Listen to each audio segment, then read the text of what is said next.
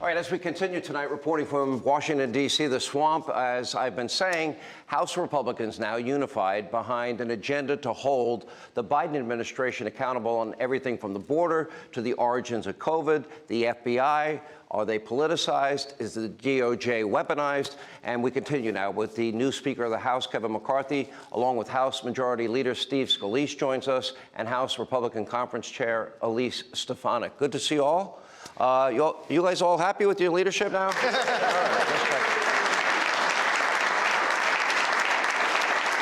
not, I was thinking we could always hold another vote or two. I think I've had enough. You had enough.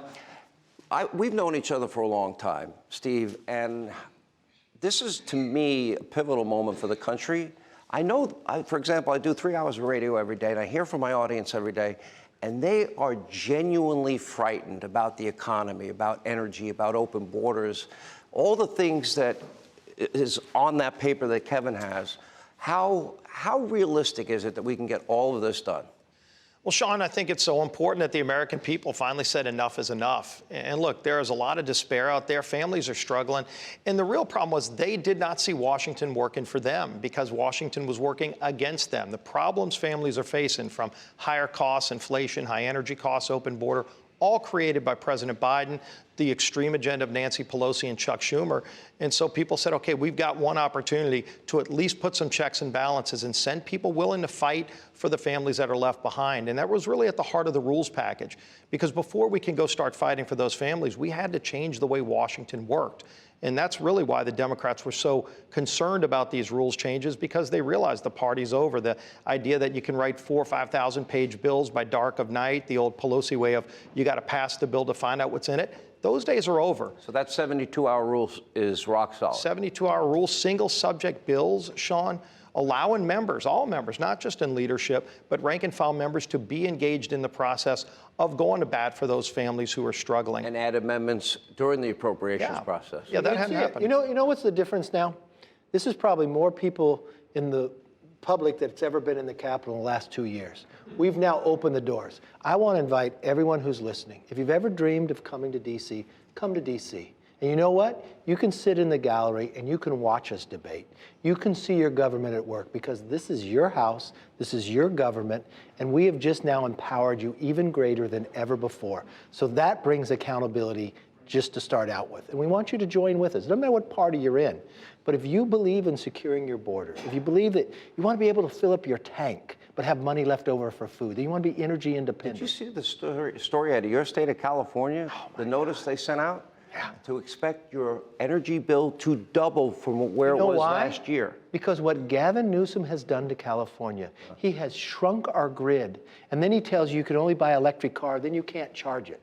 It is the You can only charge it between certain hours. I've got to correct the record. But you'll pay 40%. You'll pay 40% higher. Yeah. There's a reason why, for the first time in the history of California, we're decreasing. That people are leaving. It's their democratic policies that they have tried to put here in Washington. And fortunately, when the American public spoke here to Congress, you now have a voice. You have a check and balance, and we will stand up, and that's our commitment. You know, Congresswoman, I've known you a long time. One of the things I'd like to see, and I'm seeing, is more diversity in the Republican Party. To me, the Democratic Party is the party of coastal elites. They're not representing the men and women that make this country run and work every day, to me. And I see the America First agenda, why I like it so much, is it really appeals to all the people in this country that get up every day, work hard, play by the rules, pay their taxes, obey the laws, and raise their kids and don't want their values contradicted by some teacher with an agenda. And all of that is now on paper, written down. How confident are you that all of this will get accomplished? Well, I'm so confident. Take a look around at these wonderful members. This is the most diverse class of Republicans ever elected in the history of the United States Congress.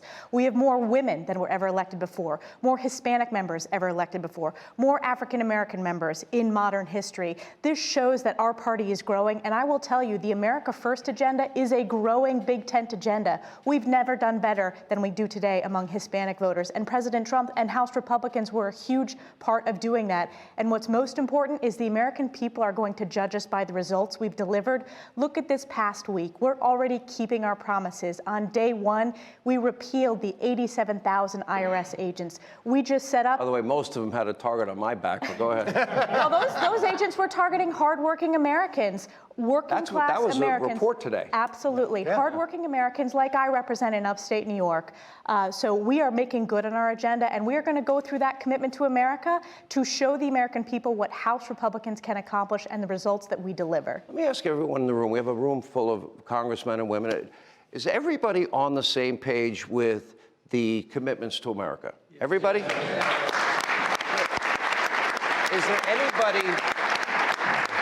there anybody, and you can be honest, anybody that has disagreements with it? Nobody. Okay. What about the investigations? Are you on board for all of these investigations? Hey, Sean Hannity here. Hey, click here to subscribe to Fox News YouTube page and catch our hottest interviews and most compelling analysis. You will not get it anywhere else.